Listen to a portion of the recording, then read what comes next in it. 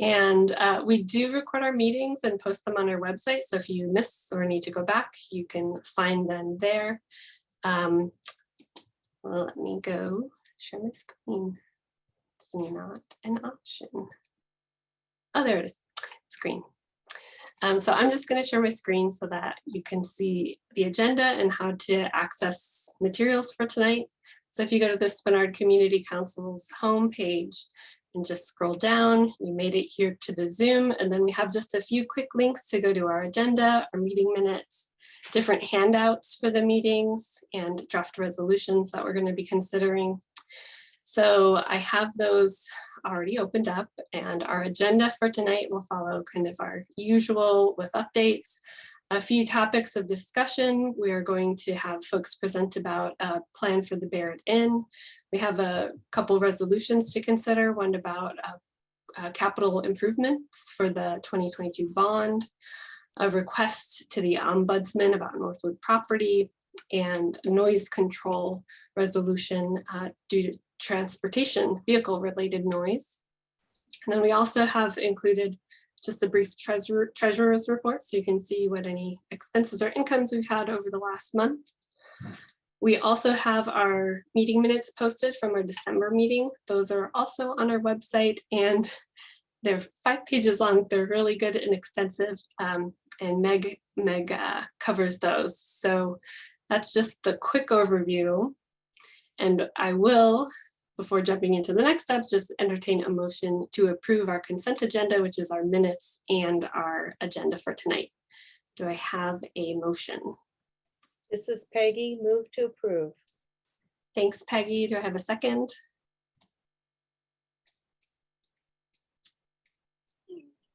Terry Cato seconds. Thanks, Terry. All right, any discussion or changes?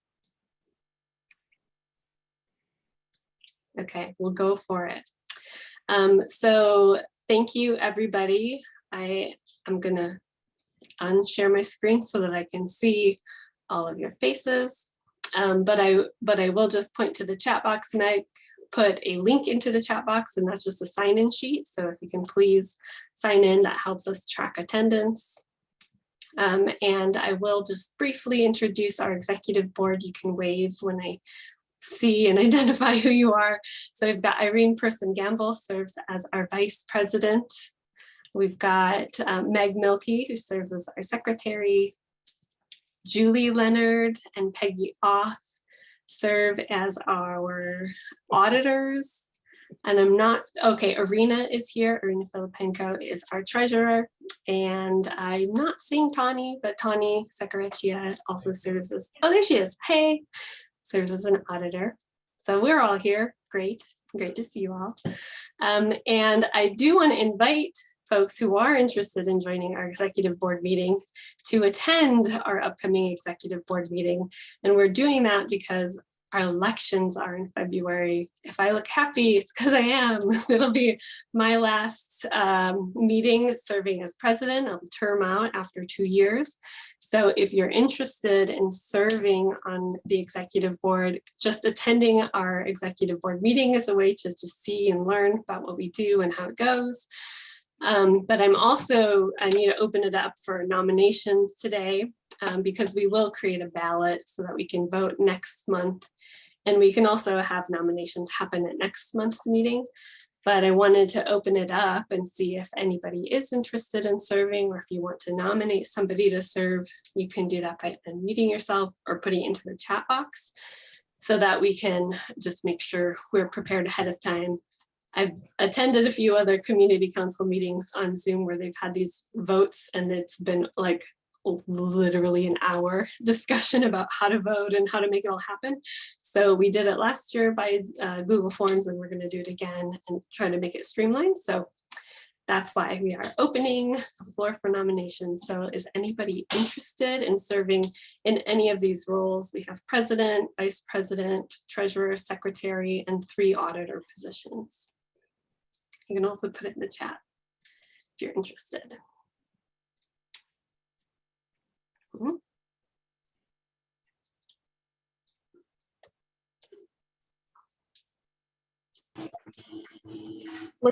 Sorry, I'm having issues with my video. Do we need to nominate ourselves if we're interested in running again?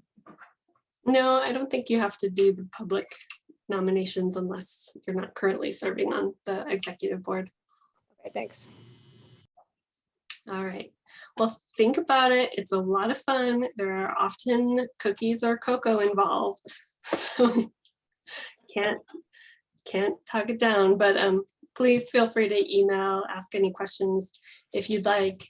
And if you're just interested or curious and want to join our executive board meeting, we meet on January 18th, which is a Tuesday night at 5:30 p.m. So if you are interested, also just send us a note in the chat and we can let you know the Zoom login information for that meeting. And for our executive board meetings, we meet and discuss lots of requests and come up with our agenda for the next month's meeting. Okay. Would you like to nominate Tani Secretaria for vice president? Great. Thanks, Irene.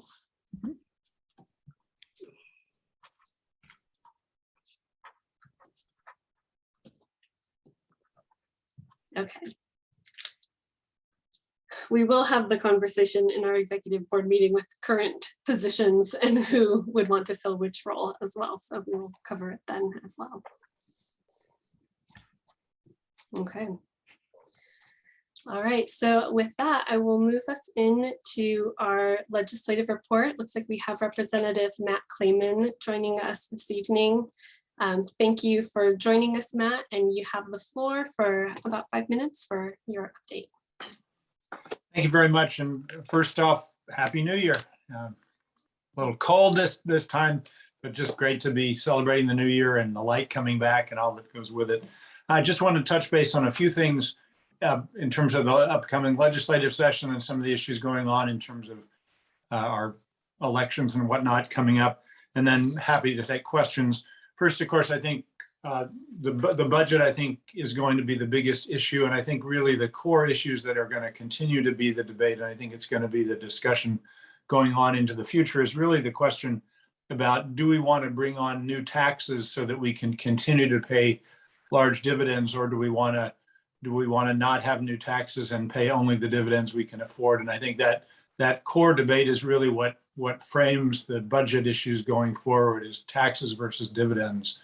And the question is affordable dividends. And really we are on a path for the last 6 years of paying only the dividend we can afford. And as the Supreme Court has ruled, the formula, we don't have to follow the formula. And so we've been paying what's affordable. There's on the locally and statewide, we're in the midst of redistricting. So the legislative districts have been changed some. The district that I'm in is changed somewhat, but largely the same. I think it's about 50 added 10 or 15% additional area and voters, but largely the same as currently. But of course, there's, as happens every year with the redistricting, there's a lawsuit, there's 5 different claims. I really don't want to, I can talk a little bit in questions about what I know about the different claims, but at least based on history, when you have 5 different claims, every time there's been redistricting, there's always been a lawsuit. And the court always finds they made some mistakes and they need to fix some of them. So just based on history, I think there's likely to be some changes to the redistricting. And we probably won't know what those changes are until late April, possibly as far into the spring as May, with election people having to sign up to run for office by the 1st of June. So that's kind of work in progress. Another big change coming up is ranked choice voting, a product of ballot measure 2. I actually got a card in the mail today from Division of Elections describing how ranked choice voting works. And in the general election, we'll be asked to choose and rank our first through 4th candidates. And in the primary, all candidates are going to be on the same ballot. So it's a big change in terms of Alaska's elections. Again, happy to take questions, but I would encourage everyone to learn more about how ranked choice voting is going to work, because it's how we'll be doing the elections coming later this year. Just one piece of legislation. I know there's been a lot of news recently about mental health education and concerns with mental health in the schools. One of the bills that I'm sponsoring, House Bill 60, would actually add mental health education to allow schools to add mental health education to the health curriculum. So it's not just physical health and nutrition, but also mental health, which seems like a pretty logical thing to include in what's going on, especially a lot of the psychiatric and mental health issues that a lot of students are struggling with, particularly with COVID. And the last thing I'll note is that we're having our annual constituent meeting before heading down to Juneau. It'll be next Wednesday, a week from tonight. It'll be from 6 to 7:30, and it'll be a Zoom call. And so we'll be sending out emails, and just sign up for the Zoom call, and be happy to take questions and hear comments and kind of hear your perspective. And other than that, it's a real honor and privilege to continue to serve this community, and looking forward to a interesting and challenging session in Juneau that will be working hard to really serve the interests of all Alaskans, as well as those of us that get to live in West Anchorage, and happy to take any questions you have. Great, thank you for that. And I'll just note, I did put into the chat just a link to your update that you provide the Community Council every month, and then the link to your constituent meeting. And it looks like we have a question from Peggy and Bob. Hi, Matt. This is Peggy. Hi, Peggy. Hi. We're really alarmed at what happened with the chairman of the board of the Alaska Permanent Fund. She's been able to be the head of an agency that's been able to bring in an extra, what, $30 billion, something like that. And it was rated as one of the best places to work in the country. And then she was ousted literally overnight. We're really alarmed about that, because she had very stellar ratings, and it seems very political. And I hope that you, as a member of the House, are going to be doing some oversight as to what happened there. We are involved in looking into that. The first committee that's taking that up is actually the Legislative Budget and Audit Committee, which is a joint committee of the House and Senate. While I don't serve on that committee, I actually was speaking on the phone earlier today with Natasha von Imhoff, the senator who is chair of that committee.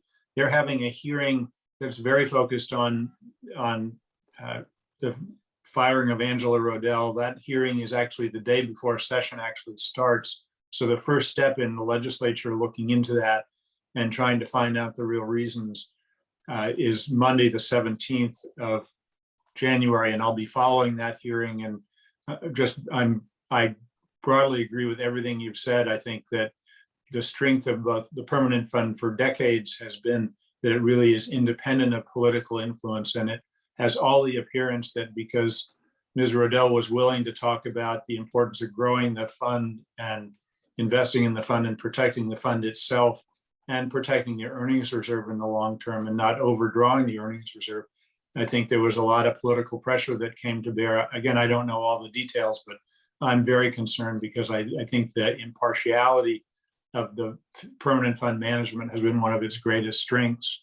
And as we've gone from being an oil state to an investment state, and where our key resource for the future is the permanent fund, the efforts to raid the permanent fund and damage the permanent fund are, I think, a concern, should be a concern for all Alaskans. I share your concern with firing Ms. Rodell. Well, I'm asking for you to please keep in touch with us as constituents that are concerned.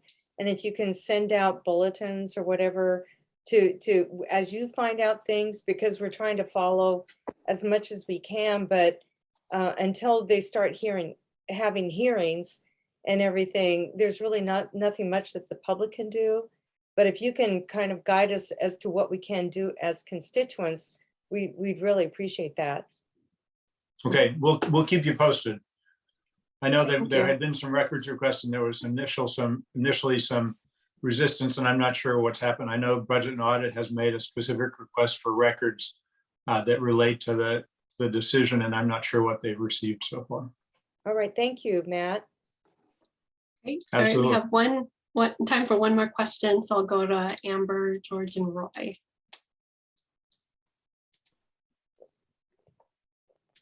Go ahead, Amber.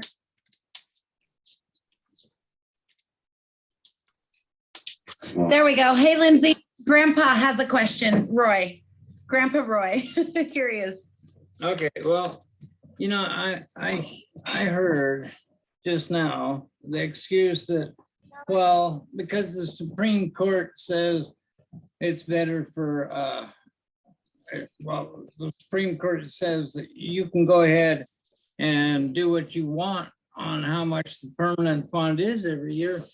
You're not listening to the people, and that's the whole problem, you know, I mean, especially in the years we've had just lately. And none of that was our fault. And this switching over from a resource to a economic, you know, management economy. When did that happen? We're still getting a lot of resources. We have more on the line. It's all of a sudden we're switching over because of this whole climate change and all that. You're messing with people's lives. It's not a big game of economics. This is our state. It's our country. I believe the Supreme Court should be on our side on taking care of the country. I mean, you guys have this right, according to the Supreme Court. I mean, how many times you just keep going to court until you get what you want anyway. But Grandpa, what's your you question? should be doing it for the, well, okay. What is your excuse for not listening to the people and doing what's right for the people for once, instead of what Okay. what the legislature wants? Well, you know, Roy, it's pretty interesting because that's a big part of what my job is as your representative, is to actually take surveys and listen to the public and listen to what folks have to say. And we send on a constituent survey every year, and we look carefully at that to see. I go door to door both during election years and in off years, and I community councils. I see people all the time, and I will tell you that both the constituent surveys and the communications I hear is that certainly a significant majority of folks in this district do not believe that we should be writing permanent fund dividends according to the formula. They actually agree with what the Supreme Court has said, and they think that we have to prioritize protecting the permanent fund, and protecting the permanent fund is more important than the amount of the dividend. In terms of your question about when did we change from being an oil state to being an investment state, that's been happening over a course of years as the oil flowing out of Prudhoe Bay has gradually been declining. We're all very much aware of the reduced oil flow from Prudhoe Bay. The Prudhoe Bay field is still producing oil, but nowhere near its peak. And so we're getting less oil, we're getting less taxes from the oil. And that's been going on for years. We've talked about it for years. And the permanent fund in contrast has grown. And so as a source of revenue for the state, there was a time when oil was 85% of state revenue. Now it's producing less than 25% of state revenue. And that's been going on for a number of years. And I'm listening to the folks, I'm listening to what people in our community have to say. There's a difference of opinion, and my job is actually to try to listen to all folks and try to do what's best and provide leadership for our community. And that's what I'm continuing to do. Okay, thank you for that. And I'm going to stop sharing the screen. Thank you, Representative Clayman. I know that's a big topic and we only have so much time, so I'm going to have to move us forward. But your constituent meeting, I think, would be a good opportunity to have another more in-depth conversation about that. So I'm going to move us into our local reports, and we have 5 minutes each, and this is going to include questions. So I'm going to start us off with our school board representative, Margot Bellamy. So welcome, Margot, you have the floor. Thank you, Lindsay, and Happy New Year, everybody. Hope you had a safe and wonderful and memorable season. So we are back in school. Our mitigation plan remains in place. I put a copy of my report in the chat for Lindsay, and she can share that with you because there are some active links in that report. We met yesterday for our first meeting of the year was yesterday, which we had some statistics from the first day of school after the break. And so we had attendance of about 83% of our students. It's lower than normally, but we normally average around 92% following a holiday. So our kids are back in face-to-face learning. Our mitigation plan remains in place. We'll reassess our plan between now and the 14th with an announcement on any changes coming out to families on the 15th. So our next meeting, our next meeting will be the 18th, and we have a full slate of meetings that night. Our regular meeting, however, will start at 6. I have a link to the to several documents in the chat. One is the bond proposal that will go before the Assembly next week at their next meeting. We discussed it briefly last time that we were finishing it up. We voted on it. I think it was the 20th. So that is at the Assembly and ready to be on their agenda. I also have a link in there to our budget development pro forma guiding documents for developing our 22-23 budget. Those are all linked to places on our website where you can get more information. We continue to do testing.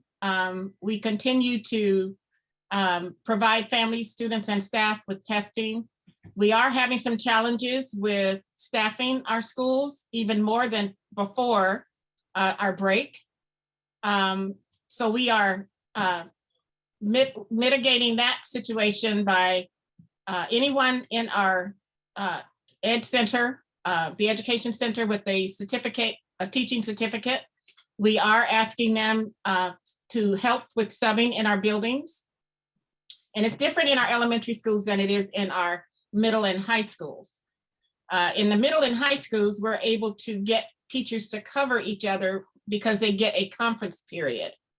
In some cases, we've exceeded that ability to cover in high schools. So we've had to call in either subs. And so like on Monday, we needed 435 subs.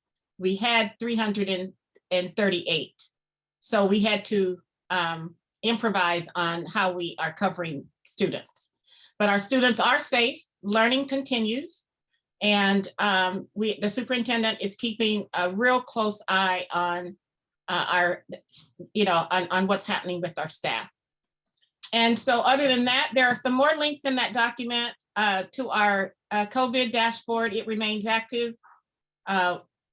Also a link to our the testing centers, as I said before. And I can answer whatever questions you'd like if you have any questions. And our budget, the budget process, there's a link there for you to see where we are in that process as well, and what our priorities are relative to class size, safety, and SROs and everything else. So we've got a full plate ahead of us. We do have a retreat, and there are several. The superintendent search is probably my last and most urgent plea in terms of getting the link to the survey to as many individuals as possible. So we have formed 2 ad hoc committees. One internal that deals with our employees, and that will be facilitated by our search consultant. And we also are partnering with Leadership Anchorage as one of their projects to help the school board reach as deep into the community to get as many diverse voices and perspectives on what this community would like to see in its superintendent. And so I'm really, really pleased with the partnership with Leadership Anchorage. They have a plan to do a series of town hall webinars. If the conditions permit, they want to do some face-to-face. They're also reaching out to everybody from the assembly to our students and anyone in between who would like to give voice and input, so that when we get to the point of screening our applicants, we have a pretty good profile of what the community of Anchorage is looking for. And that will inform the board's decision on who we will select in the end. So I will put that in the chat so that people can have that link for the survey. Thank you, Lindsay. Perfect. Yeah, thanks, Margot. And that was the 5 minutes. So we're going to move on. That's okay. Thanks for having the additional details and links for more information. So I'll move us over to welcoming John Johansson with the airport. Welcome, John. Thank you, Lindsay, and thank you for having me. Lindsay has a copy of the Ted Stevens Anchorage International Airport January 2012 update. It's also available on the Anchorage Airport website.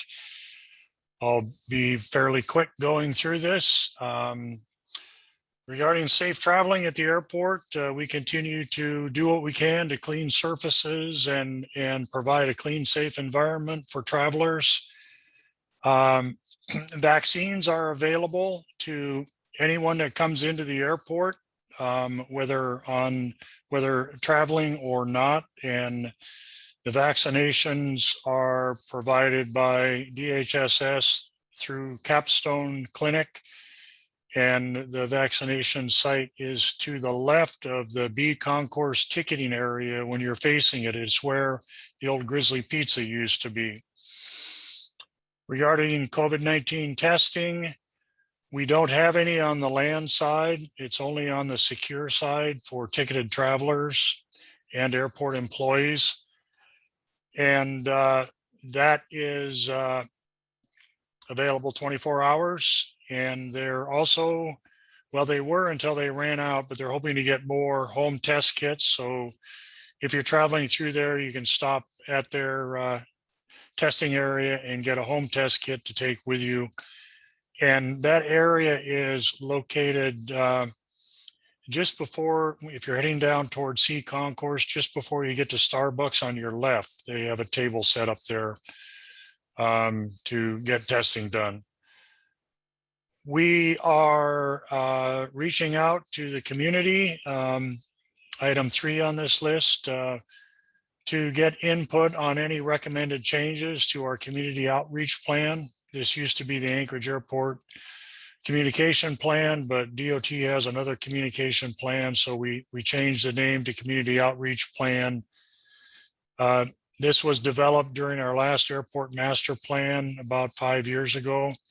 And every 2 years, we reach out for recommendations on how to update it. So there's information here, how to access the outreach plan, and we're looking for input by March 18th on changes recommended to that plan. Please use our cell phone parking lot. You're not allowed to park at the curbside, waiting for your loved ones to arrive. You are only allowed to park there when you're doing active loading. So please use the cell phone parking lot. It's on your right, the first right after you pass Jewel Lake Road as you're coming in on International. Lakehead Seaplane Base is now active. No people or pets are allowed on the ice. So please stay off the ice and allow it to be an aerodrome as it is intended. People Mover Bus is now only providing service to the south terminal due to poor ridership at the north terminal. Airport recruitment. We have a bunch of job openings. Some web addresses are listed there on item 7. And we're also holding a job fair on the 29th from 10 a.m. to 2 p.m. in the north terminal. And that is all I have. If there are any questions or comments, I'll do my best to entertain them. We have just time for one question, and it came through the chat from Judith. Can you share just why the testing site on the land side was discontinued for the COVID test before you go through security? Yes, it was discontinued because it was attracting a lot of people to the airport that suspect they have COVID. They have symptoms and are coming directly to the airport for the purpose of getting tested and mingling with travelers. And we didn't think that was a safe condition to have for our traveling public. So it's now only available if you're actually a ticketed traveler. And there are other places in town where you can get COVID tests that are done through your vehicle or your car, so you're not exposing yourself when you believe you have symptoms to other people, except those that are doing the swabbing who are well protected.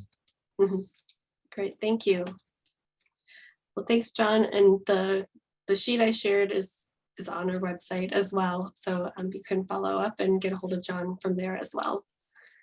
So our next report, it's from Officer Jones, should be joining us to share just a brief update from Anchorage Police Department. Officer Jones, are you there? Yeah, so my video is not working. All I got is the audio. I've never done this with you guys before. My name is Officer Jones. I'm with the Anchorage Police Department. I'm a patrol officer. I worked the Spenard area for at least 5 years now. Sergeant Bashu said he couldn't make it to this, so he asked me to go over a couple things. He told me one of the things you guys want to go over is the Northwood property, the homeless camps. He said pretty much there is no update to what he told you guys last time. They will try to go back there. The CAP unit will go back there and cite people for trespassing, but they can't remove all the property back there. That's up to code enforcement now because it is private property and not a public park, what they normally deal with. That's all he kind of told me to go over. I don't know if you guys have any other questions for anything else, but if you have any questions, I'll try to answer them the best I can. Great, thank you. Yeah, that's been our kind of main question and concern. So I appreciate him connecting with you on that. Does anyone else have a question for Officer Jones before we move on?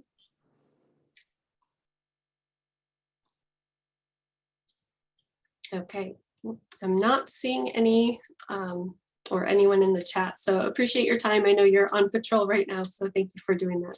Yeah, no problem. Thanks, guys.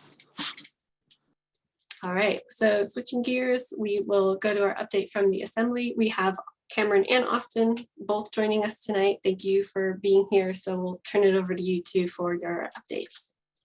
Thanks, Lindsay. I think I'm going to go first. Cameron and I checked in ahead of time. And before we lose Officer Jones, just a note that the last meeting we had, we were talking with Sergeant Bashu about how do we get code enforcement to get engaged on the Northwood property. And so I know you probably don't have that update because you're not working directly on this, but I think Lindsay's going to try to connect with the sergeant and figure out what the status is there, because it's sort of been the story, which is code enforcement is just not really engaging. We're having a hard time getting them. So anyway, just to close that loop, I looked back. I'm going to try to be quick to leave Cameron plenty of time, but I looked back and we met on the 7th, on the 10th to finish the budget, on the 14th, on the 28th, and this does not include work sessions and committees and other meetings. These are just assembly meetings. So there's been a lot going on. I'm going to try to run through it somewhat quickly.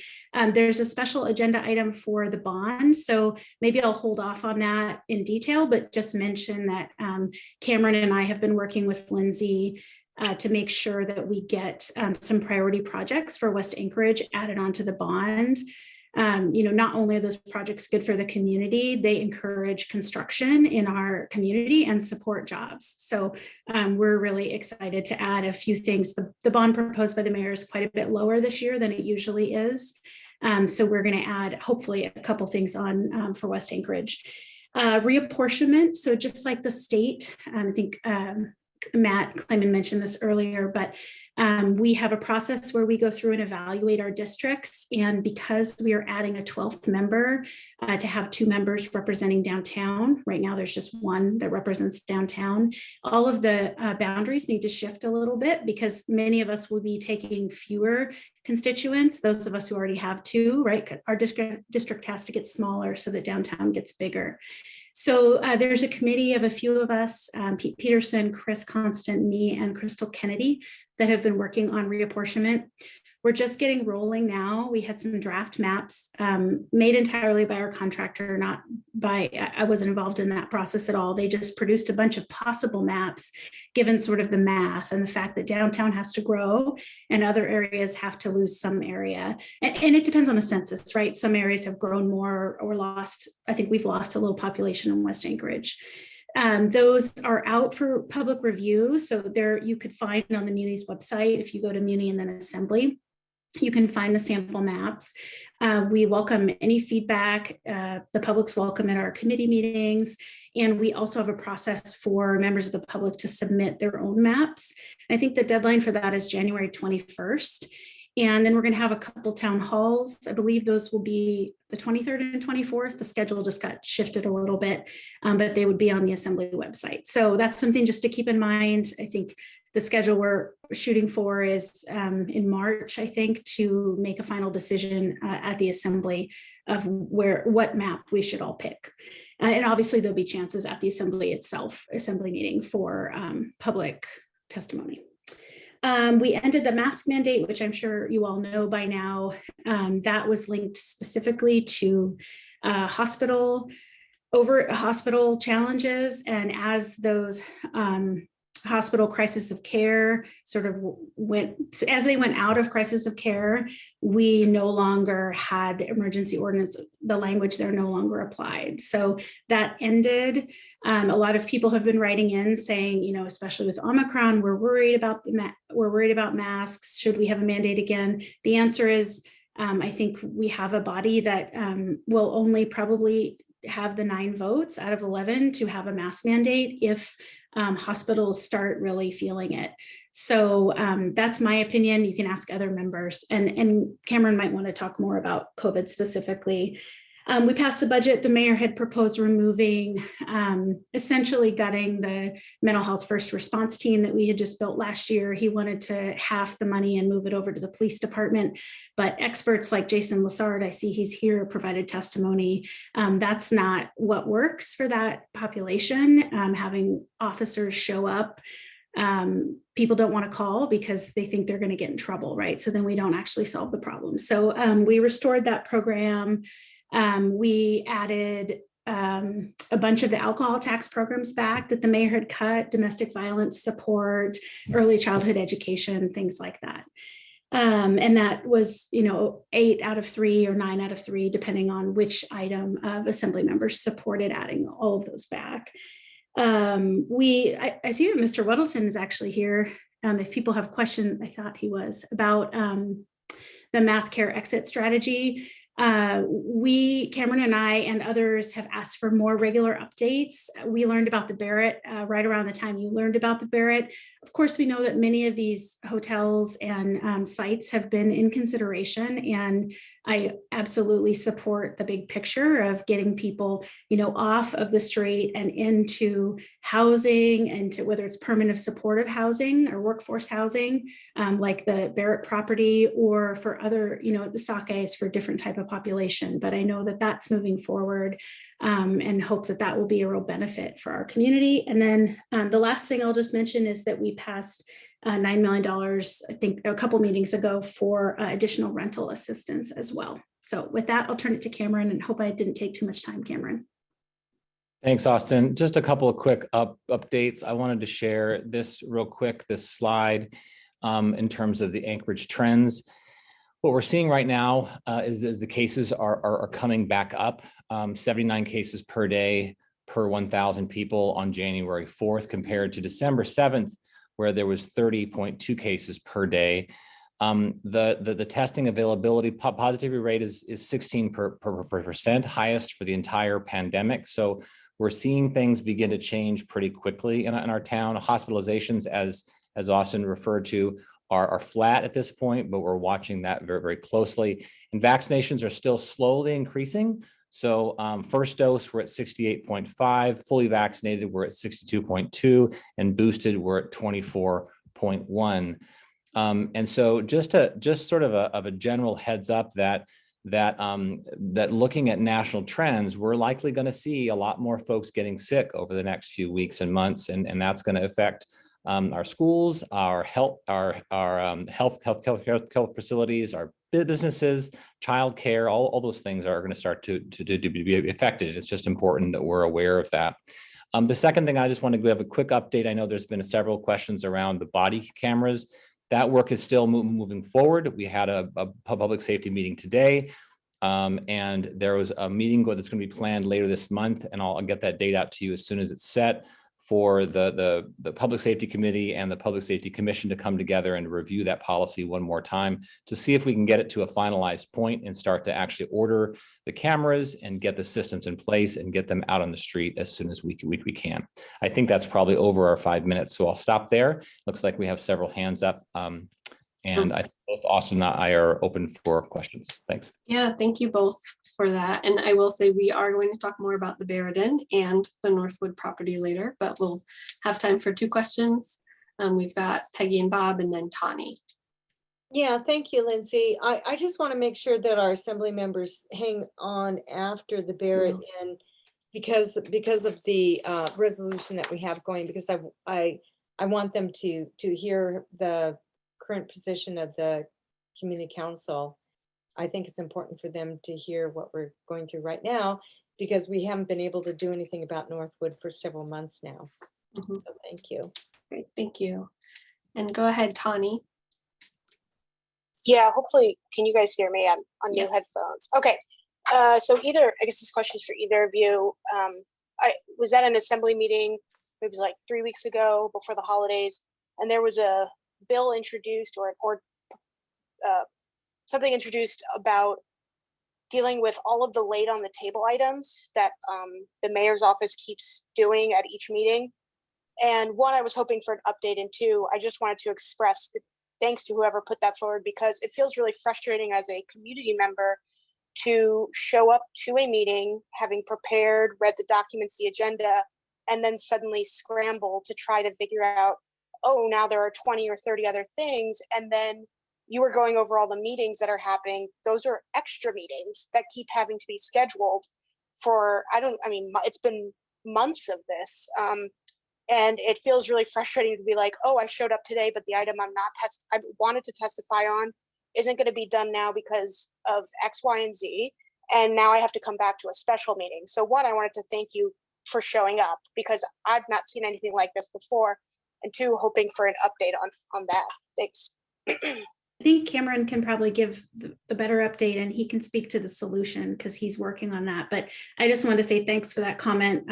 We met during the holidays on the 28th because the administration brought on the 21st, right before our meeting, added 21 items they wanted us to vote on, many of which were about homelessness solutions that we had not had an opportunity to review or ask questions about. So we had to schedule another meeting during the holidays. And as Tawny said, we've been doing that a lot. So with that, go ahead, Cameron. It's a concern of most of the assembly members, and we are actively working on procedures to handle that in a better way. And so look for something to come forward soon that addresses that. So thanks for the comment.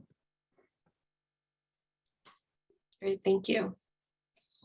And we will move into the next topic, welcoming another assembly member. We did invite Assembly Member John Weddleton to speak about the Barrett Inn property. This was something that Austin just mentioned, but we saw it in the paper a few weeks back about the exit strategy for the Sullivan Arena, including the purchasing of a few different hotels across Anchorage, and the Barrett Inn is one of those. It felt similar to when we learned about the America's Best Value Inn as a potential solution in the summer of 2020. And we just hosted an informational session as a community council to learn more about it. It sounds like this property is moving quickly. And so we wanted to invite John Weddleton, who's serving on this committee, and other folks who are part of it, either with the administration or Rasmussen Foundation. We weren't exactly sure who would be able to join us, but we did just want to have some time for them to share what the proposal is for the property, the timeline, and what kind of engagement and opportunity there is with the community. So with that, I'm just going to turn it over to John Weddleton and whoever else you have with you on that issue. We're glad to have you join us tonight. I came traveling alone today, so if there are others here, I looked on the participants and I didn't see anyone, so I will just go along. But before I start, I want to let any viewers know that while I represent South Anchorage and not Spenard, I do have nice connections in Spenard. For example, here at my office, I have authentic Spenard Road asphalt. This is prior to the road construction. It's very collectible and high quality asphalt. Well, you happen to have Bosco's too, huh? There you go. And I also happen to have, a business in the area that's been there. I'll be 35 years in mid-February. So I will be there. This business has been there 38 years. So trying to get a little street cred with our Spenard Community Council. I was a member for many years. So I do want to start out. I don't know, how much time do I have, Lindsay? 5 minutes or 10? We have you for 15 minutes because we've got 15. maybe some Oh, well, questions. it's tons of time. Okay, so the bigger picture is we have a lot of places that deal with homelessness. You know, we got Brother Francis, of course, is super famous. People think of that as the shelter for most of Anchorage. But we got Rescue Mission, you have Hope Center, you have the VA domicile right in Midtown. You've got, you know, Clare House and Spenard, you know, Wake. These things are essentially all different types of shelters for different types of people. So when COVID hit, you know, they cut their occupancy dramatically, and people were about to be put out on the street. Plus, there were, you know, some numbers, hundreds of people who were sort of couch surfing. Well, people got nervous about COVID and said, "Get off my couch, I'm too nervous." So we faced in very short order hundreds of people being kicked out onto the streets, and it was really an impressive effort with Beans Cafe and the administration at the time to figure something out literally in days. And it was Sullivan Arena, Ben Bokeh, and you know, they made it work. It was very impressive, but it's really not a good long-term solution. Sullivan is not made for being a shelter. We need to get out of there. We've got some number of people, hundreds actually, in hotels around town. Aviator has in fact had 200 or so for many months. And an interesting thing on that, if there was a lot of fear of shelters. But if you go by the Aviator, you would hardly know that that's being used as a shelter for 200 people. You know, it's reasonably well run, very well run, I should say, you know, has services there, and it's not a blight in the area. So, but it's something to hold, you know, different shelters, you know, we looked, there was a time when Brother Francis was just, it really wrecked that neighborhood. And that's what people think with shelters, but that is not typical of a shelter. They generally get people off the streets. So in fact, you know, if the system gains the capacity that we need, the problem at Northwood would probably be mitigated. They'd have a place to go and hopefully better. You know, I toured that this summer just to see what it looked like, and it is a real problem area. So, so that's kind of the bigger picture. And what we're dealing with this exit from mass care is really just a few components of a larger system. You know, while we're doing this, Salvation Army is looking to add capacity for veterans and for families, several hundred. They're trying to get Eagle Crest back together, which I think is 75 or 80 people. The traditional shelters are increasing their capacity. Hope Center is trying to increase their capacities substantially, I think 50 to 100 people. So there's a lot going on. So what I'm talking, when we do our exit from mass care, is really just one component. And it has, we looked at, okay, different needs as we move out of, you know, the Sullivan. Should we do just one big place for all of them, kind of similar to Sullivan Arena? And that was the mayor's starting point. Even before he was inaugurated, he was pitching this idea. And I respect that. He made it a priority and he jumped right on it. And that idea didn't fly very well. It was very expensive, significant new program. So the assembly kind of said, well, put the brakes on it a bit and said, look, let's all get together, let's look at alternatives. And it was not just the assembly, it was also other people providing these services are going, that's not really kind of what we need. The various philanthropy groups that, you know, deal with this a lot, and the groups that committed over $40 million several years ago to the issue, we're not on board with that. So we said, okay, what can we do that works, you know, better? Let's find somewhere better, you know, something better to work. So that's what this strategy tries to do. And we look first at what different kinds of groups are there that should maybe be in their own facilities. So we look at it, what we're working on now, it's going very fast, is the Sockeye Hotel on, I think, is it Fireweed and Old Seward Highway, right around there. And it can handle about a, what is it, which is it? I think it's C Street. The C Street? Okay, yeah, it could be. Sorry, I drive by it probably 10 times a day, I think, and I know it when I see it, but I think you're right. But that could handle up to 120 clients. And we are thinking of that for medically high need medical folks. You know, some people who they just can't do daily functions, you know, they're incontinent or they just have trouble getting even out of bed. And there's a lot of those at Sullivan Arena now, and it's just tragic to think about it. They just not getting cared for there. There's some at the different hotels and they just don't get. So if we can get them together, it'd be much more efficient. Plus, there's about 40 that Brother Francis is handling now. And if they can move to the Sockeye, it empties out Brother Francis, and they could go back to the kind of low barrier single adults that they were before, but not at the, they had ran into trouble when they went far beyond the capacity they were ready for. So if they were at 100 to 125, they were able to handle that pretty well. But that increases the system capacity substantially. Then we've got, we have a request for proposals out for a facility for single adults. And right now it's that Tudor Elmore location that the mayor had first proposed. And that one would be for essentially designed, for standard times 200, but be able to meet code requirements to, get 130 in there, which might be for a short period of time, you have bunk beds, but the code requirements would be enough bathrooms to handle it and exit doors and things like that. So, but that's really designed to be about 200 clients. And the original proposal was 80,000 square feet. And then we said, well, we don't need that much, if we're going to shrink it, let's go to 40. But in a closer look, to do 200 plus the potential surge was 24,000 square feet, which is a large building, but it's much smaller. It's really getting down to just what we need and not more. So that RFP should go out very soon, hopefully this week, and get a response back in 3 or 4 weeks from people with what the cost would be. And then we'll evaluate it. And if dollar-wise makes sense, we'll pursue that. And if it doesn't, we'll go back to the drawing board, because we do need more low barrier capacity for single adults.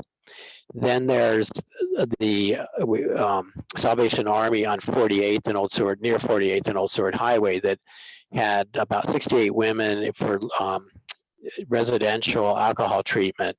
And it ran for many years very successfully. But in 2018, the earthquake revealed that there was really shoddy workmanship in there when they put a second floor in. So they pulled out because it was unsafe. But we are moving forward. We are doing a design for that. And we think it'll only be, well, they thought it'd be $2 million to fix. We got to expect it'll be just over $1 million. And they have money from the state to do that. So we expect that they'll get that back on, on track. Then there's another population would be, which you kind of label broadly special populations, and that would be elders, and then LGBTQ, which, that tends to be a unsuccessful group in single adult shelters. So we don't have a location for that. It's just kind of one of those pieces we're still working on to move forward. And we expect that could be 200 people, it needs for 200. So that would be fairly substantial. So those are the other pieces. And then there's the Barrett Inn. And the Barrett Inn, the thinking there is it meets the qualifications for rental assistance. So the intent there is to put people who have jobs in there, and there's a number at Sullivan Arena that are holding down jobs. They just can't find a place to rent that they can afford. And it's just incredible to think that someone could handle a job living in the shelter like that. So those are pretty impressive people. So they would go there, and also what is called permanent supportive housing, which is hopefully not permanent. Hopefully they move out and into independence, but it generally is thought of as much longer time. So these are people who are fairly well functioning, and they're moving up and out of the system. It's not the people who are just hammering or who are really at the most crisis stage of their lives, at that point. So, Barrett Inn should be more comparable to what you see at Clare House than what you would see, at a low barrier entry level shelter. There'll be supports there, probably security and so on. Like you've seen, there's been Alex Hotel has had a number of homeless there. I think there's another hotel in the area that through the pandemic has had a lot of homeless. And there's been people in there helping keep things organized and security and so on. So that is, and when will that be done? The Barrett Inn, I don't know that, I think an offer has been made. I don't think they're under contract yet, but there would be a due diligence period to go through and just make sure everything squares up. But pretty soon, I would hope. So I think we're, hopefully by March or something was the last I heard. And a lot of that, the purchasing negotiations is being handled by Rasmussen, which is Michelle Brown largely, and Bob Dole, who was the city's building official until a month or two ago. So that's a pretty solid team. Great, thank you. Yeah, thanks for sharing kind of the overview for all the different locations. I'm not sure if we have any questions or discussion. I know we have a few folks who are heavily involved in this, working in the community in this field. Tani is one of them. And so I'll just I'll also ask for questions, but if anyone has any input, we have about 5 minutes more. But I'll go to Tawny first if you have a question or comment. Yes, I do. Thank you. One of the questions that I have that keeps coming up is around treatment center for those folks with substance abuse issues. You know, I think it was Matt Clayman talking earlier about the youth of our state who are facing crisis when it comes to mental health issues, but we also know that adults suffer greatly from mental health issues in Alaska, but also substance misuse issues. And the last I heard, the Golden Lion is being used while it was originally purchased, and we were told as a public that it was going to be used for substance misuse treatment center. It is being used for COVID antibody treatments. And so I guess I support this, the Bear It In. I support the program. For the record, transparency, I work for the Anchorage Coalition to End Homelessness, so I have a lot of information into the process, but this is the one question that I feel like as a community member and is just not being answered and addressed, because, you know, what is, I guess, and I don't know if any of the assembly members want to answer, or John, if you want to answer, but what is the local level doing when it comes, and what is the plan for the Golden Lion? There are a lot of questions. I don't want to step on Austin and Cameron's toes. I'd be happy to address it though. Cameron, Austin, you want to? Go ahead, John, unless Cameron, yeah, I think. Okay. Well, the Golden Lion was purchased with funds from the MLMP sale. And part of the agreement with that, and it comes from the Regulatory Commission, is that the city would spend $15 million on capital, basically a building, towards substance abuse treatment, alcohol, drugs, whatever. And that is where part of that went to buying the Golden Lion. And that got kind of swept up in the excitement regarding building purchases in August of 2020, and was thought of, oh, it's going to be a shelter. And of course, then people think Brother Francis.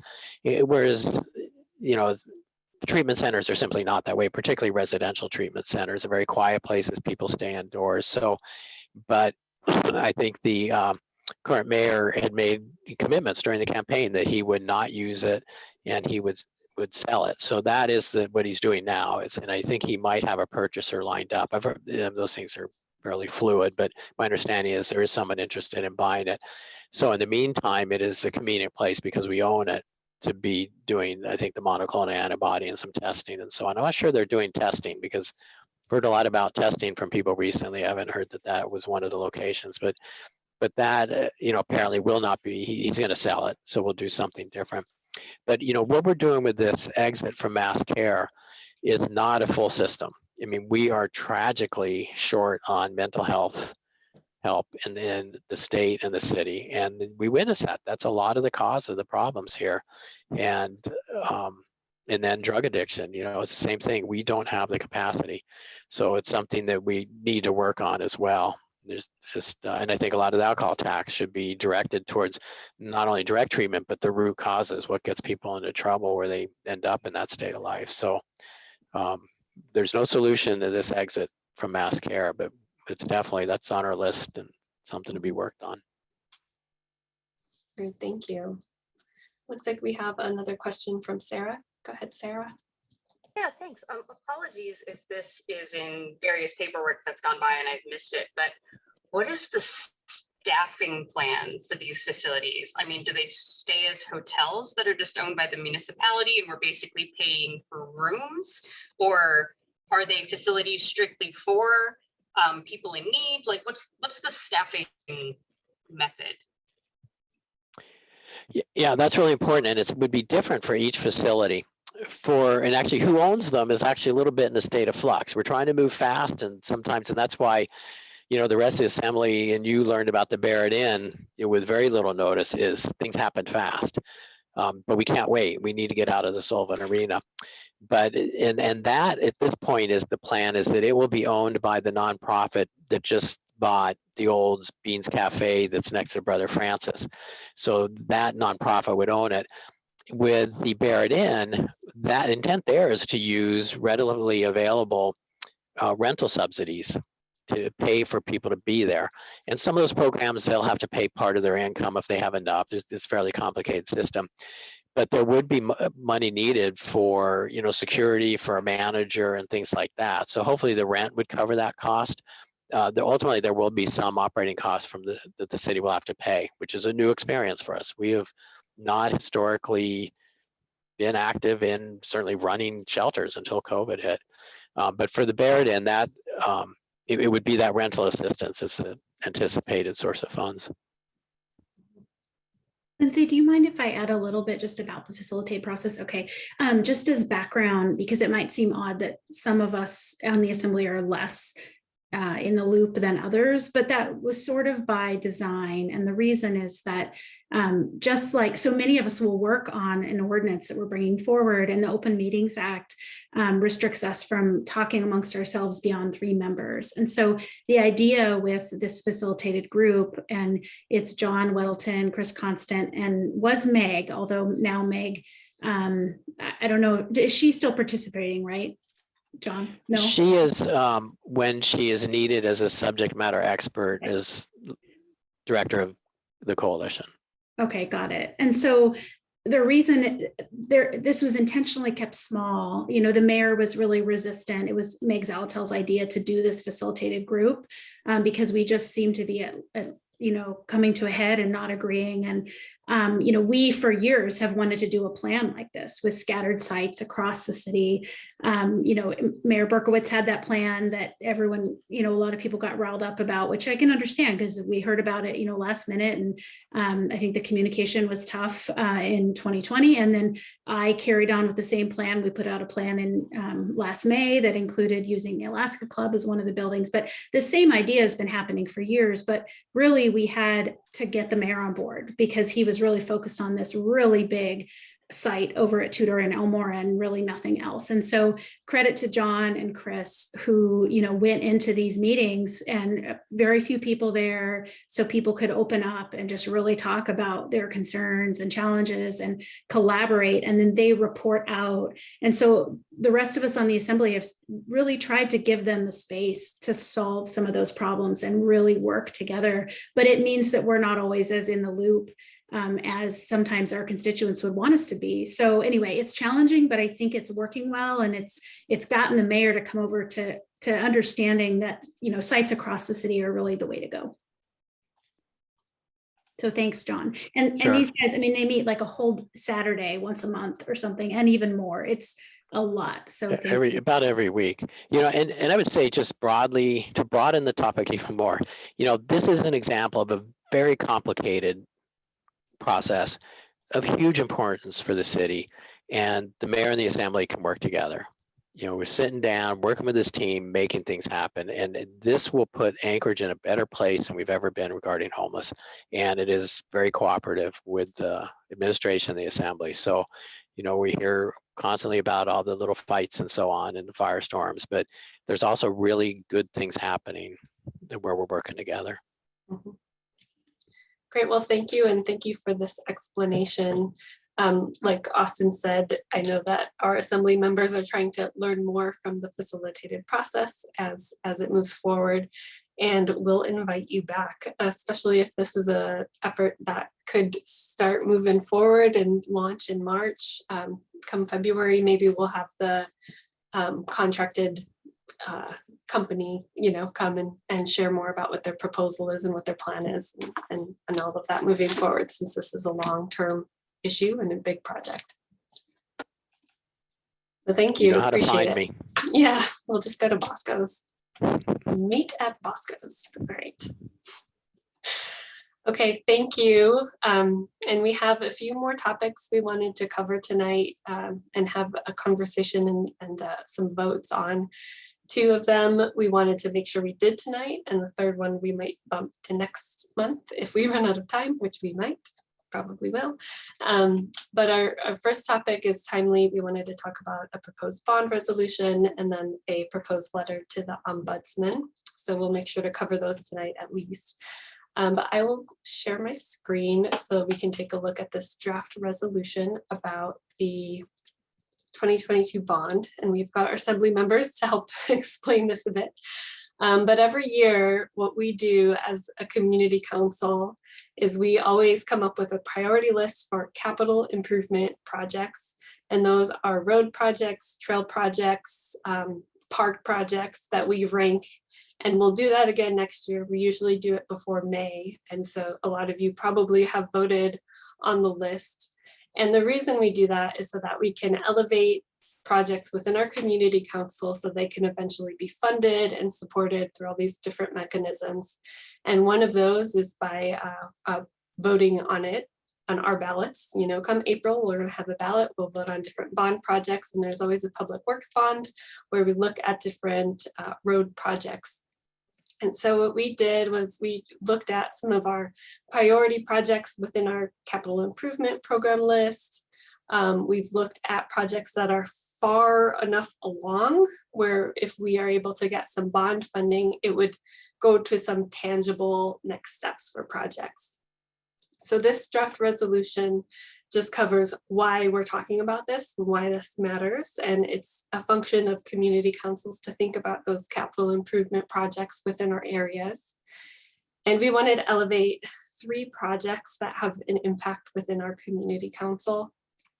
And those projects are the Lowest Drive project and 32nd, 33rd. I'm just going to scroll a little bit so you can see at the bottom some of the amounts.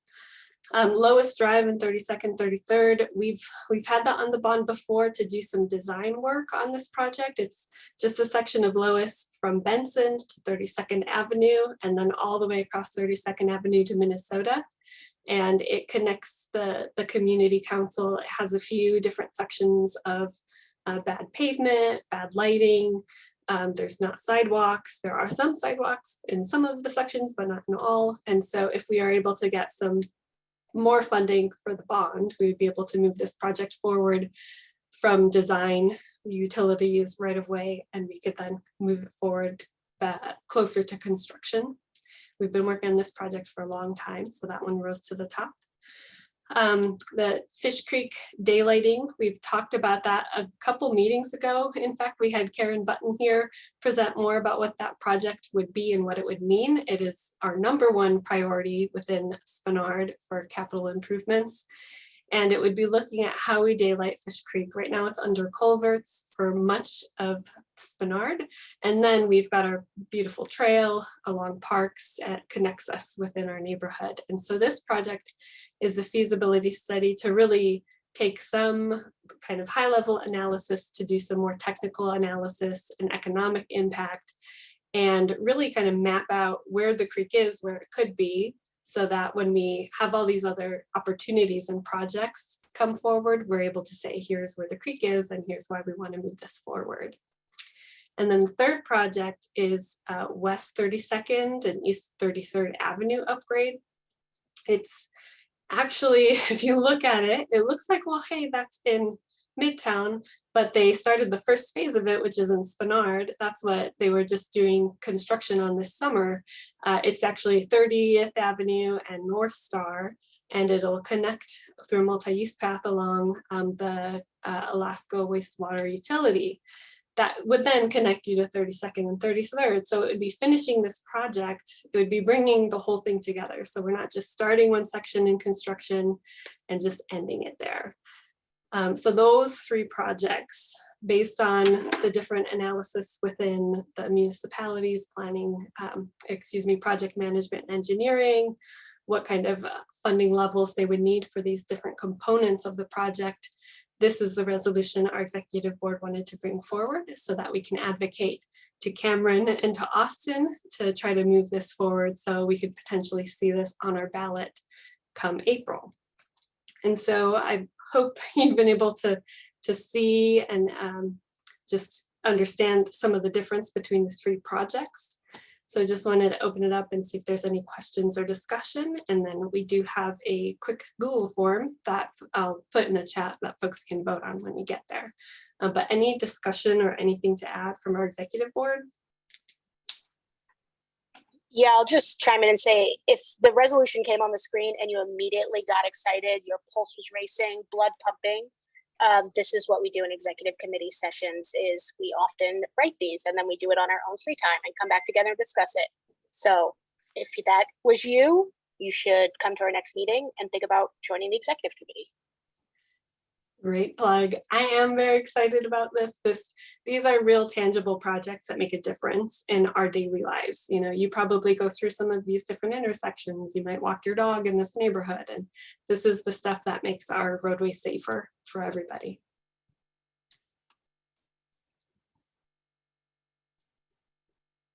Okay, well, I'm not seeing any other questions. So I will add a vote form into our chat box. And I will remind folks that you're eligible to vote if you are a resident, own property, or have a business within our Spenard Community Council boundaries. And if you've attended a meeting once in the last 12 months. So if you meet those criteria, you can go ahead and click on the form and make your vote.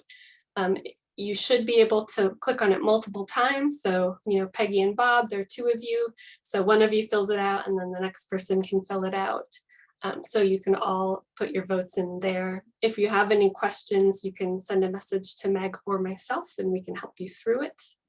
But we'll just keep it open for a little bit and we'll move on to the next topic and do the same thing for that. And then I'll try to tally everything up and read it all out. But really appreciate everybody's time on this. It's like I said, a long process of voting on CIP lists and then trying to push them forward over a long time because they're expensive projects. They take a long time to fund and move forward. So the vote is in there. I'm about to turn it over to Peggy and Irene for the next topic, but Tani, do you have another quick comment? Yeah, I do. This one is actually for the bond. I just want to also emphasize that one of the things about the work that we do, especially around the bonds, is around what Lindsay said, road and pedestrian safety. And so we talked about that at our last meeting about pedestrian safety and sidewalk plowing. And this fits into our bigger plans as well. So I hope you will support it. And I speak as a resident, not as a member of the Executive Council Committee. Great, thank you. Go ahead, Cameron. Yeah, I just want to say really quickly that yeah, these resolutions are really helpful to us as well because we have to bring this forward and convince our colleagues to add this to the bond.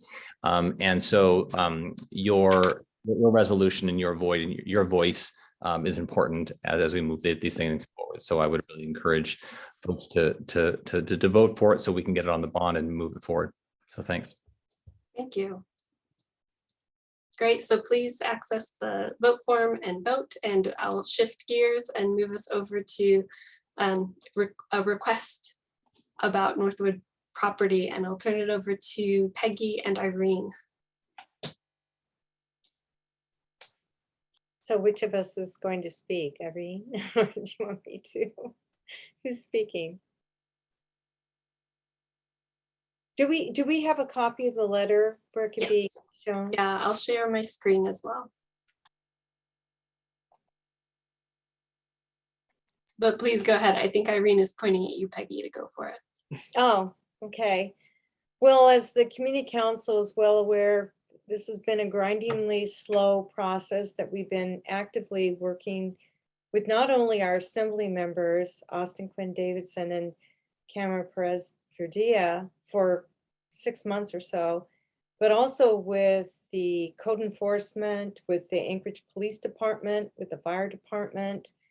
And we're, oh, this is the noise. Okay. Sorry, I'm clicking on lots of things. I can't multitask. No, that's fine. But what we're going to be asking is for the Anchorage Ombudsman, Daryl Hess, to open a file regarding the Northwood property and why nothing has been even initially acted upon with that property. We're not having any luck with our assembly people being able to talk directly with department heads. And we're not able to talk to Jack Frost or Cora Weaver in such a way. Jack Frost is supervises Cora Weaver, who is the code enforcement officer who opened this case back in August. Actually, it was weeks after at least 2 complaints were filed.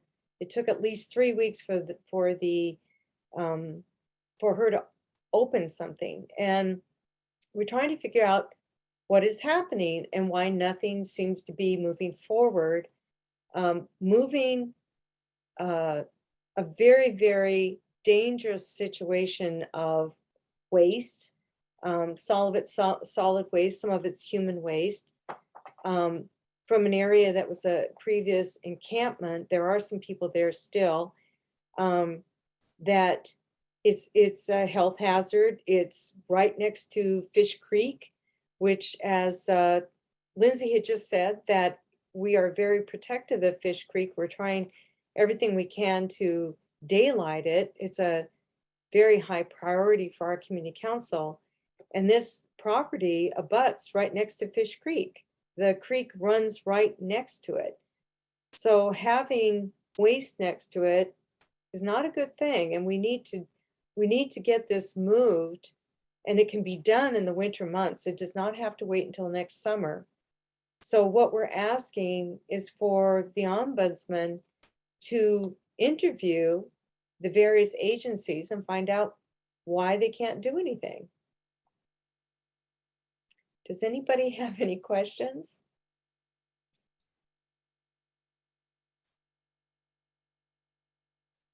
I'm not seeing any questions in the chat. Does anyone have a question or anything to add on this? Hey, this is Irene. I just wanted to, I don't know, we sat for quite a while on Sunday afternoon, and thankfully Bob was there, who has a background as an attorney. And Peggy and Bob both have so much history working for this community. And I know a lot of us have been here a long time, and we see different things. And sometimes it just, oh, that, we're worried about that. Let's just do that. But this is something that has been going on, and there's been a lot of complaints and concerns. And when we just think about, riding our bikes by or walking by, visitors in the summer, I have an Airbnb, and I suggest to people to walk down to that park and look at the ducks, and just what a beautiful setting it is. And this is really a hazard. So I think having someone connect all these bureaucratic type situations or people in those situations or in those positions it's high time. Great. Thank you. And there is one comment in the chat to share from Cecilia. She's having some mic issues, but she's just asking if it can be edited for a specific action. It's only asking for a timely response. So is there a way to edit this so that there is a specific action? Well, I'll take this, Irene. The way the ombudsman works is that he's going to go in and talk to the various parties, including agencies. He may interview our assembly people just to get an idea of who's talking to whom, why nothing's being done. So basically, at this point, what we would request is that he'll get back to us with what he has found out. And generally, they write up a byline of what's happened, who they talk to, and then they look within the municipal code to see where there's a failure. And it's pretty easy to see that there's a huge failure by the code enforcement by not doing anything. So basically, that's what they do. They go and they interview, and then they go by the law, and then he'll do a report. So that's the response we're asking for, is just the way that the department, or that his department works when he's doing the investigating. So that's why we didn't say something specific, because it's going to go where the evidence leads him. Does that make sense? Yeah, thank you. That's a helpful explanation for me too. We have a question from Kate. We'll go ahead to Kate. Hi, first I'd like to apologize. This is my first ever Zoom, so Welcome. I'm weirded out. And also my camera is not working, but that probably is helpful at this point, so that's fine. I just wanted to touch a little bit on kind of this Northwood thing, but more so what is going on in the greater Spenard community.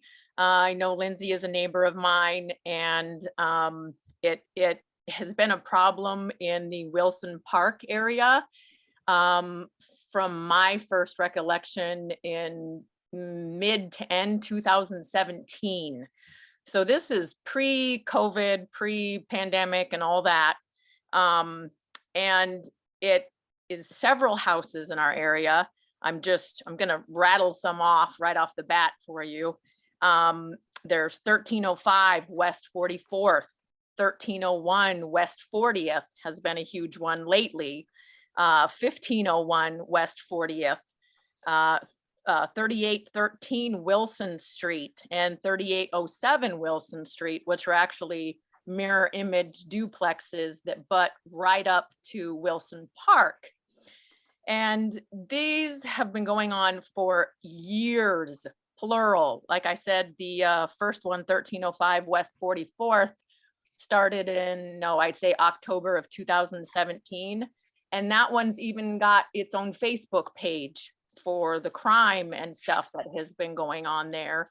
And thankfully, I'd like to, say that has finally been sold by Wells Fargo 5 years later.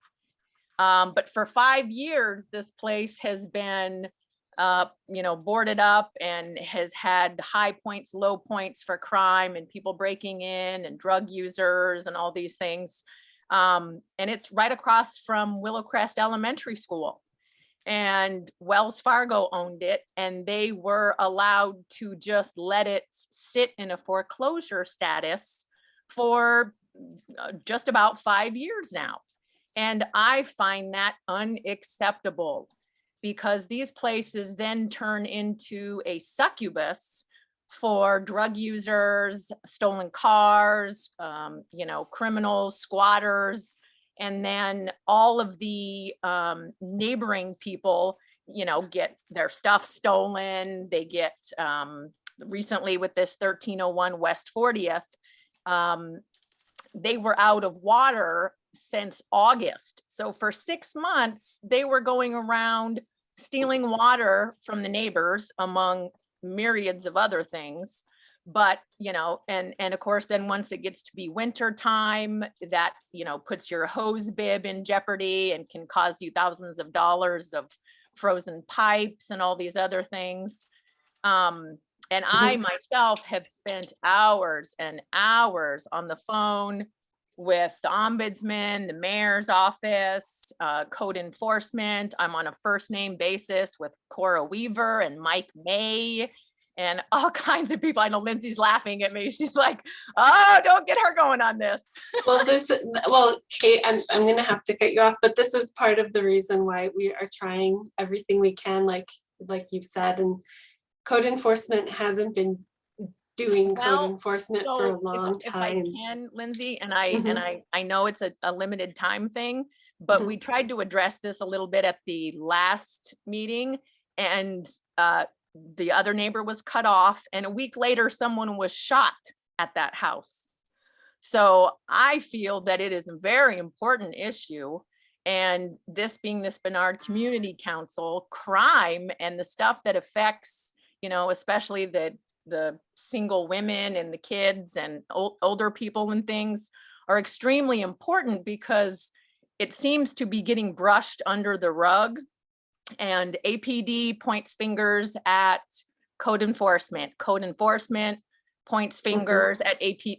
There needs to be a liaison in between the departments or something, because it's the same thing that's going on with Northwood, where there are literally months and months of time that goes by between people reporting problems and actually getting things done.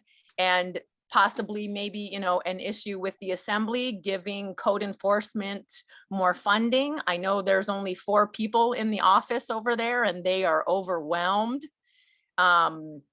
you know, or something to that effect. Or another idea was maybe an ordinance where when things go into a foreclosure or there's some kind of, say, ownership problem, there's some time limit on how long it is acceptable for the banks or whoever to just leave these houses in limbo so that they can destroy the neighborhood around them. Okay, well, Kate, I'm not trying to cut Yep, you off. I'm good, I'm trying good. to keep us focused on this topic. And I think you need to talk to Peggy. Like, I think we know we need a better strategy around problem properties, because as much as we, even as a community council, when we do put forward these code requests, they're not acted on. And so this is part of what we're trying to do is just see if this more official route going through the ombudsman can actually get some change to happen. Yes. Well, I But- know Cameron and Austin are on and some other people. So, you know, if it's an assembly ordinance that needs to be tailored to this or something, maybe that's the route. You know, I'm not exactly sure, but there's definitely some flaw in what's going on with all of this. Yes, I feel that. And I added in the chat the vote form so folks can log in and take a vote on this letter to the ombudsman. But Kate, please put your contact information so that we can follow up with you on these properties. I tried to write down what the addresses, but I don't have all of them. So Oh yeah, I'm sorry. I thought my email was in there. it might be. I haven't had a chance to look, but thank you. And I will connect you and Peggy and everybody else. Okay, we've got one more comment from Judith, and then I think we will just have to shift gears and go into neighborhood announcements, and we'll revisit the noise control next month if that works. Okay. Hi, Judith. Can you hear me okay? Yes. Thank you. So I admit that I have not been to every community council meeting that has talked about this issue. So perhaps it has been discussed, but I wonder if there's been any discussion about, taking these particularly troublesome, there are the egregious ones, and using the court system to try and get an injunction or some type of court order. And I ask that because I've lived in Spenard for over 20 years, and my experience with Cora Weaver and with the enforcement department has been a resounding silence. And even if you get past the really troublesome properties, I mean, you can walk anywhere in Spenard and there are houses with just multitudes of trash or unworkable cars or roofs that are ready to collapse, or in one instance, a tree growing through a roof. So lights being out on the roads. I mean, I can appreciate all those things you said earlier about, road maintenance on Lois Drive and all of that. And you walk around Spenard and there's a lot of enforcement issues and it is resounding silence. So I appreciate all the hard work that has gone into drafting this letter and request to the ombudsman. And I mean, I just wonder whether there's any other more formal action that can be taken by the community council. A great question. You are a lawyer. I can tell. Peggy, go ahead. Can I say something? I was in charge, I was the chairman of the land use committee for 25 years. And when we first started at Spenard Community Council, we had regular meetings once a month with Mike Kerr, who was the code enforcement officer for Spenard. And we would have a top 20 list, and we would give to him what our top 20 was. And he would show us month to month what actions were being taken on those properties. And as the properties were dealt with, we would take them off, and then a new one would, everything would move up, and then a new one would be on. And I can honestly say that in the past, like 4 administrations, it doesn't matter what side of the political spectrum people are on as the mayor, that something has happened to code enforcement.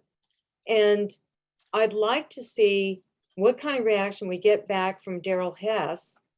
And I'd like to start making it that we can find out what is going on, because I tried to chair a group back when Jed was the chair, and we tried to start a land use committee, and we would, and one day I put in 10 enforceable actions, and within 15 minutes, some of them said that they were resolved. There's no way that something is resolved in 15 minutes. So something, and I'm asking because our assembly people are here, you have the purse, you have the oversight. I know that the mayor is, you know, in charge of who he puts in charge at Public Works or whatever, but if it's a matter of who needing more, Bob and I did testify at one point to hire more code enforcement officers, which the assembly at that time did. I don't know what the problem is, and I'm begging you and Austin, Cameron, I see you, Austin just came back on. If something's going on, and that's why we're starting with the ombudsman, because he can step back. He's not a political person. And we're hoping at least with this one, we can see some action, because right now this is the Spenard Community Council's biggest concern, because we're talking about 10 acres of junk. I mean, it's been desecrated. So it's a pretty big project. But yes, I agree, Judith. I don't know what it's going to take, but it's not that the Spenard Community Council has been pushing on this for a long time, and we're not getting anywhere. And I would just add, I really do think that this is a good step. I think having Daryl dig into this and do some research and learn as much as he can, and then Austin and I can sort of take it from there, and whether that means holding a work session, whether that means doing something more to bring light to this and to really dig into what the problem is, and to see if we can get something shaken loose. But I like this idea of having Daryl start and look into the code and look into the situation and provide us some baseline to begin the conversation. Yeah. Okay. Thank you. Great, thank you.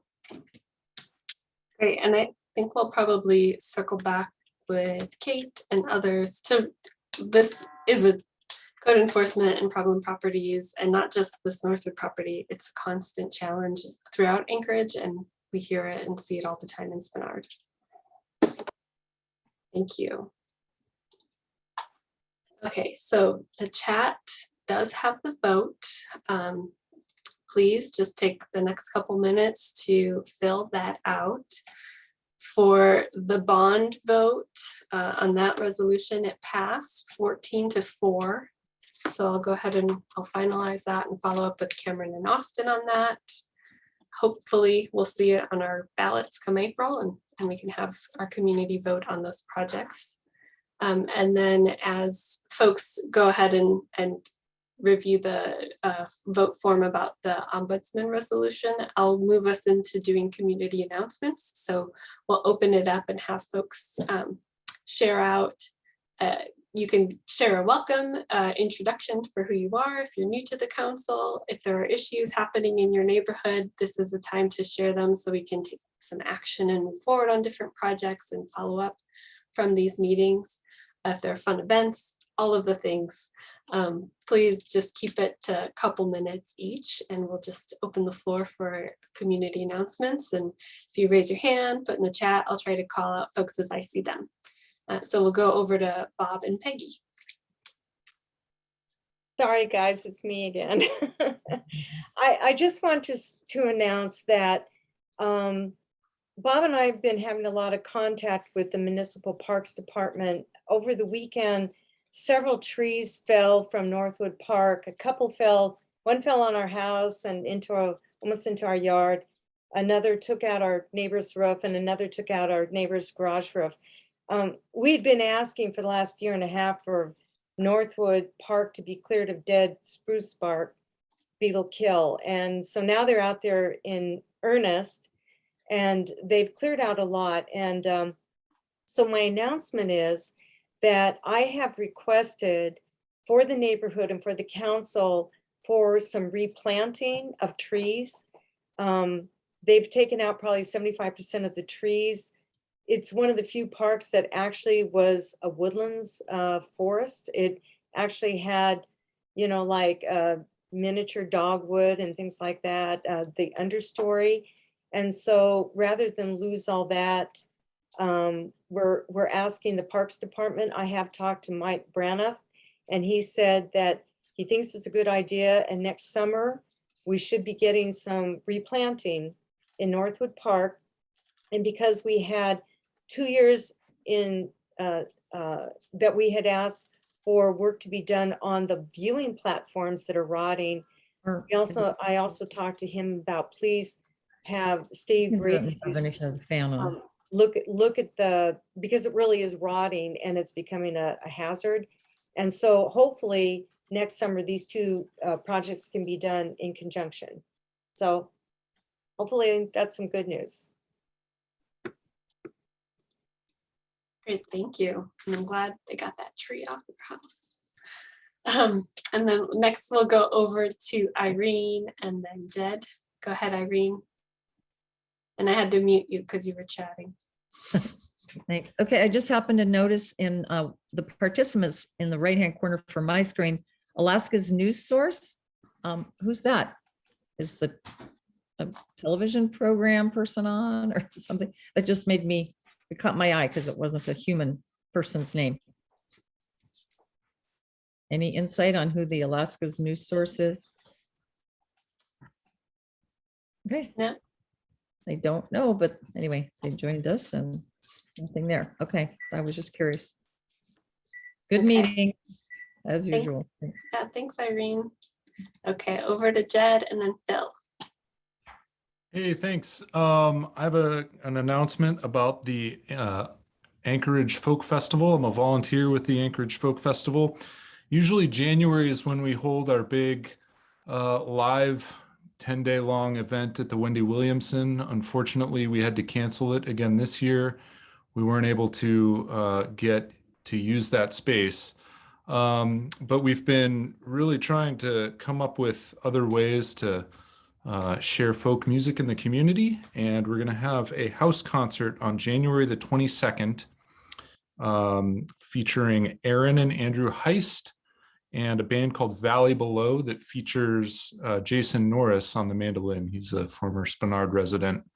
And the entry is going to be limited to that house concert, but we are going to be broadcasting that live. So if you check that out on the anchoragefolkfestival.org website, there will be some more details on how you can check that out, and it should all be free.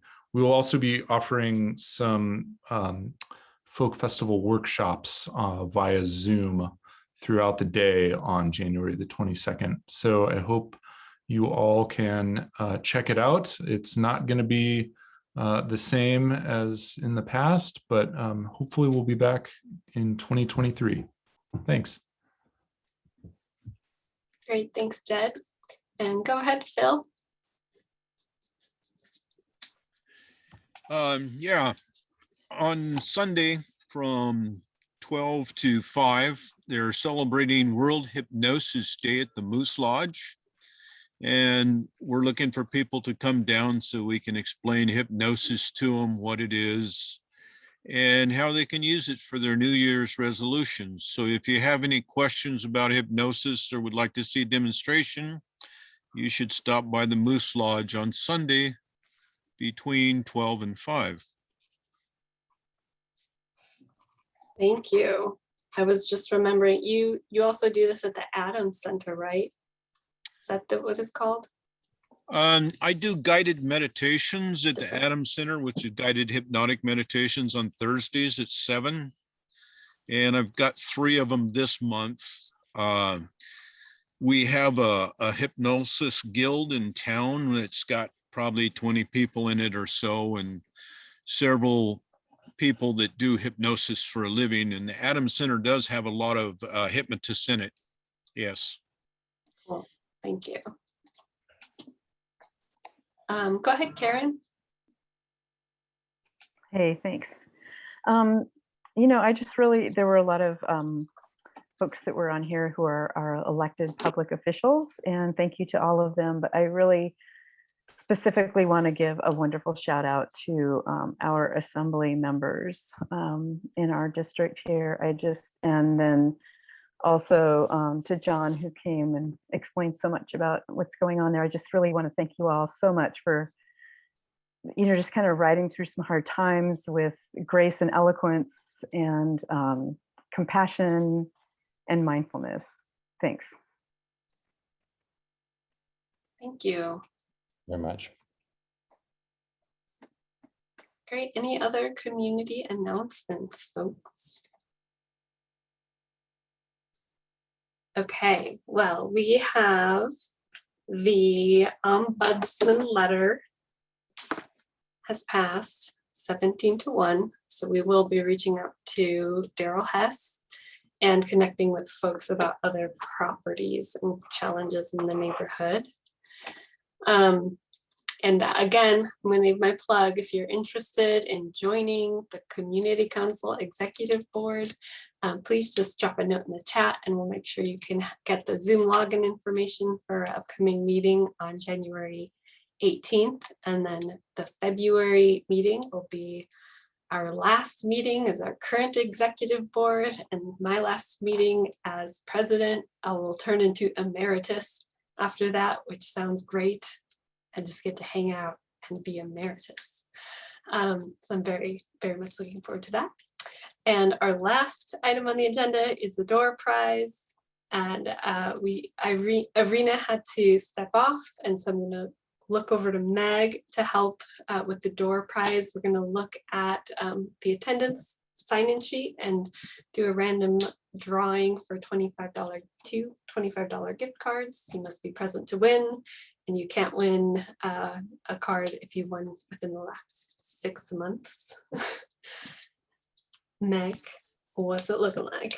Yeah, so I drew two numbers, or I did not, Google created them for me, 13 and 17. The first one was Celia Rosen. Celia, are you still here?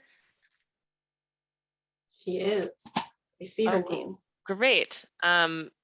Celia, I don't remember you winning in the last 6 months. So I think that's good. If you want to message me your email address so we can get your gift card to you, that would be wonderful. And the next person, 17, was Amber Gassner. Sorry if I'm mispronouncing that. Amber, are you still here? Yes. Here, thanks, Meg. Yay, winner, winner. If you could Super private message awesome. me your email, we will get that gift card to you. Congrats to our lucky winners. But Meg, what is the gift card for? The gift card, which I was in charge of deciding, is for Tidal Wave books. So you can buy some books for yourself or your kiddos or neighbors, whoever, and we'll get that to you. So congrats to our lucky winners. And I will say one plug is we do pull that from the sign-in sheet. And also importantly for voting, we verify voting records based on the signing sheet. So there was a couple people who voted who I feel like may have been here in the last year, but they didn't sign in on the sign-in sheet. So I wasn't allowed to count their votes. It didn't sway anything either way. We didn't have close votes today, but just going forward, it is really important to sign in. I know some folks have difficulty with Google Sheets, me included. So if you have issues, you can always private message me and I can sign you in. I've helped folks do that before, and I'm happy to do that in the future. So thanks for all those that signed in though in voting today. Yeah, thanks everybody. With that, I think we've made it through our agenda just a little bit late, but our next meeting is February 2nd. That would be 2222 because this is the future that we live in. But I will entertain a motion to adjourn, and I'm seeing more questions in the chat just about where is the sign-in sheet, and so maybe you missed it at the beginning of the meeting, and I will just put that in for the record. You can access it there. But with that, I will entertain a motion to adjourn. I'd like to make a motion to adjourn, Terry. Thanks, Terry. And Peggy thanks, Kate, Peggy. second. Great. Well, thanks, everybody. I appreciate Thank everybody's you. time and commitment Thank to you. Spenard. Thanks, Lindsay. Another good Have a Happy nice night. 2022. Yep, good job. Thanks, everyone. Bye, all. Bye.